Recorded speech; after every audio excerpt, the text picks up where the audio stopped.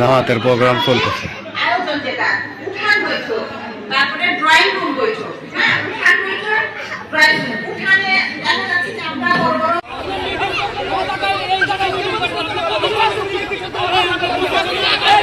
সংগঠনের একটি সভা হচ্ছে বলে আমরা একটি সোর্স থেকে জানতে পারি এবং সেই সংবাদের প্রেক্ষিতে আমরা আজকে এখানে তৎক্ষণাৎ আসি এবং ঘটনাস্থলে আমরা এর সত্যতা পাই। এর প্রেক্ষিতে আমরা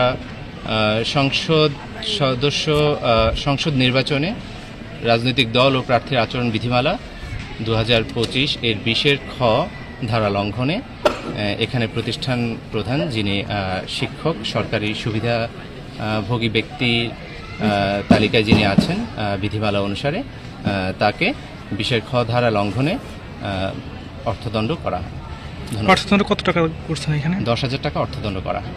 আচ্ছা, আচরণবিধি যে লঙ্ঘনের বিষয়টা কি ধরনের আচরণবিধি ওনারা লঙ্ঘন করেছিলেন? এখানে সংসদ নির্বাচনে রাজনৈতিক দল এবং প্রার্থীর আচরণ বিধিমালা 2025 অনুযায়ী কোনো শিক্ষক রাজনৈতিক প্রচারণায় যুক্ত হতে পারবেন না।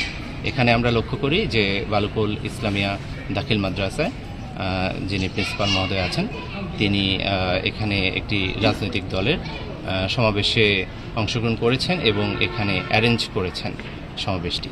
এটি সম্পূর্ণভাবে আচরণবিধি লঙ্ঘন এবং এর প্রেক্ষিতে তাকে অর্থদণ্ড করা।